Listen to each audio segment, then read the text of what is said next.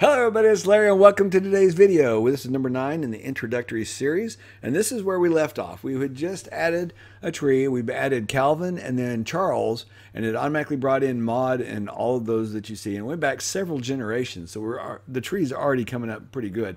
That's the power of the universal tree. Now, I'll caution you not to take all of this as gospel. In fact, I would tell you don't take any of them as gospel. The trees on Ancestry, 23andMe, MyHeritage, FamilySearch, they're all subject to the humans that created them. And, you know, in the case of Jones, I know that it descended from King James. It's a derivative of. And so Jones being of James, it's like, whoa, I must be related to the king, right? So somewhere along the line, somebody says, oh, there's a James, and just connects to it because it connects to the royal line, and they think that they're related to royalty. You can't really do that, and a lot of people do. So in that, especially in the universal tree, you can get led down the wrong branch. But don't worry. To start out, I tell everybody it's like painting a picture. You know, first you paint the entire canvas with a base color. And then you start laying your colors into the areas, and then you start smoothing them out to the picture that you want. If you wait until you have the entire thing, I mean, nobody goes and says, okay, in this part of the canvas, it's going to be this exact color, and puts a dot right there. And, I mean, maybe a dot printer would do that, but humans don't, and we don't paint like that. We paint with broad strokes. So get the regions, get the areas, get it painted, and then come back over it and refine those colors until you get just the blends that are correct. All right, so same thing with your family tree. And so what we're going to do now is we're going to add Calvin, and let's start, you know, painting with a big brush stroke. So if I click here, it won't do anything. So as long as I'm in fan chart mode, I like fan chart mode to look at, but as far as adding, we can't add from there. So you need to be in either portrait or landscape mode. So if you're in portrait mode, I can click add spouse, or if I'm in landscape mode, which is actually my favorite because it's horizontal, you can read the names, I can add spouse here. So let's do that. We're going to add Valda. So we're going to put in Valda, and then we said our name was Bissell. 2 S's, 2 L's, Valda Bissell, and she is deceased, and we're going to put the birth year, which we have from over here, 1913. So we'll say 1913. And did we have a location yet? So here we said Louisiana. So we're going to put it in Louisiana and see what we get from there. It's autocorrect. So there we go. This is all the information we have. And there we go. Somebody has already entered Valda Bissell. It's a corrected date of 1912.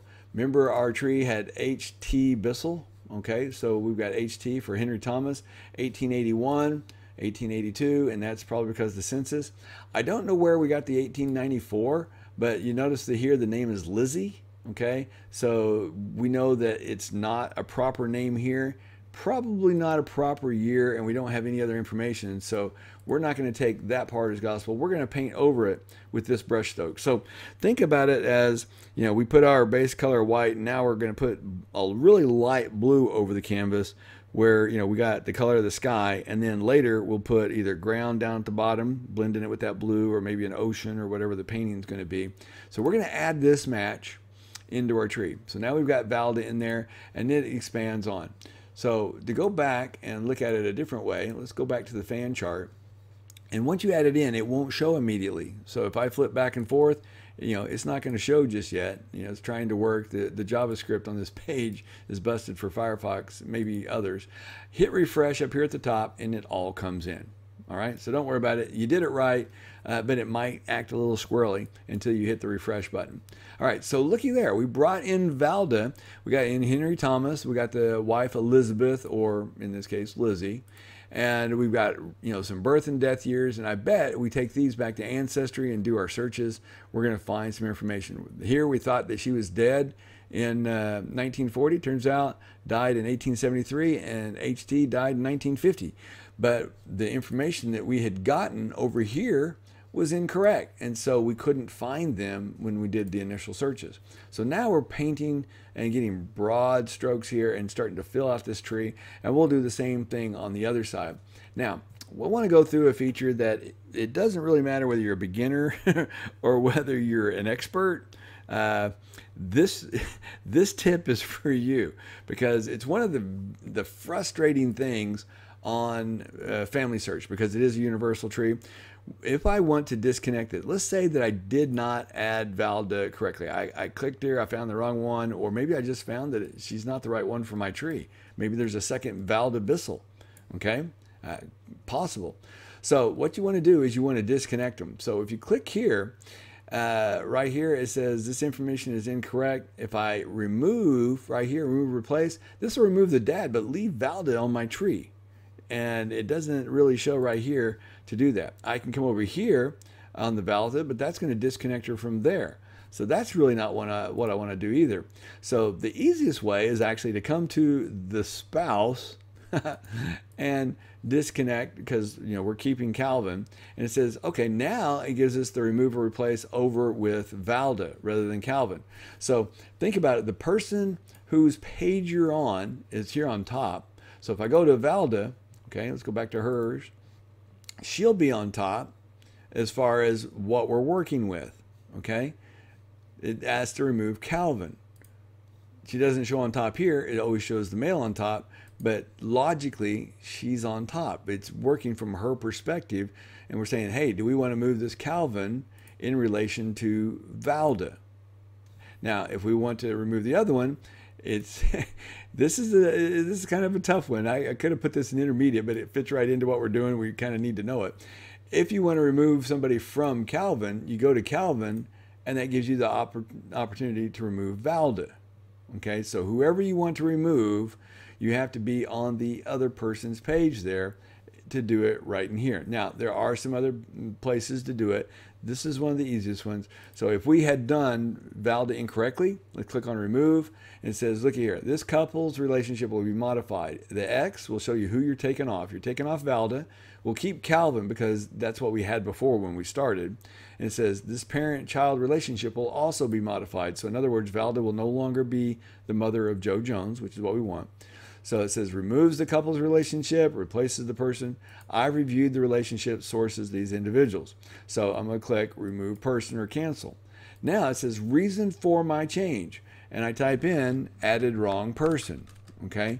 So I added wrong person. Now I'm not going to do that. I'm going to click cancel because we're going to keep it. And we're going to go ahead and keep cancel there because we're going to keep it.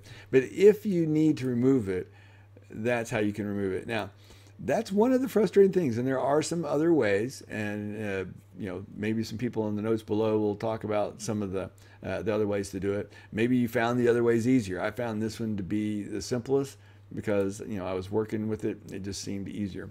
So here we go. We're back to our tree, and let's just see how far this tree supposedly goes. We're going to go to this person, let them recenter. Look at this. This is Thomas Jefferson Bissell. It goes way out there. Let's see, where's the Bissell line here? Bissell, Captain John Bissell. I guess that only goes to him. So the tree, like I said, it's not necessarily going to be accurate that far out, but we painted a broad stroke. And then what we're going to do later is see these circles. We're going to verify this generation. Then we're going to turn around and verify this generation. Then we're going to turn around and verify this generation. It's called the lawnmower method. You go your lawnmower, you go this way, you get to the deal, you come back, come over here, you come back, and you go back and forth like that. This is the lawnmower method of doing genealogy. All right. So there you have it. That was, doesn't seem like a lot, but just that ability to add and delete, that's kind of a big thing in that, and what we're going to do.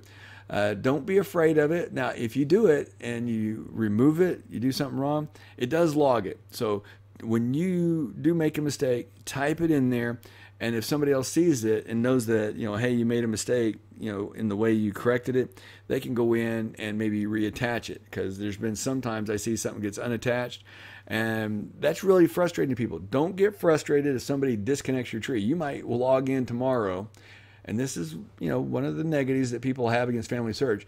You might log in tomorrow and Valda be gone.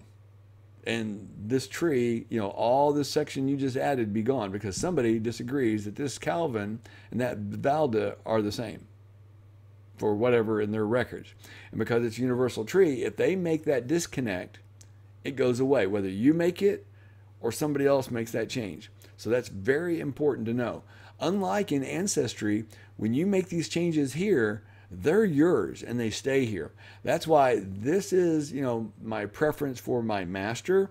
So at some point, I'm going to want to take this information and put it over here. All right.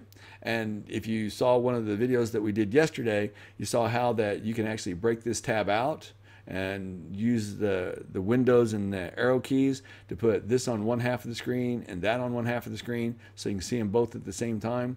And so that's one way to copy the information back and forth, but we'll actually do that on this as we take off next time. Hope you enjoyed the video. And if you haven't subscribed already, go ahead and click subscribe. Click the bell notification so you know the moment the next one comes out. And we'll talk to you again soon.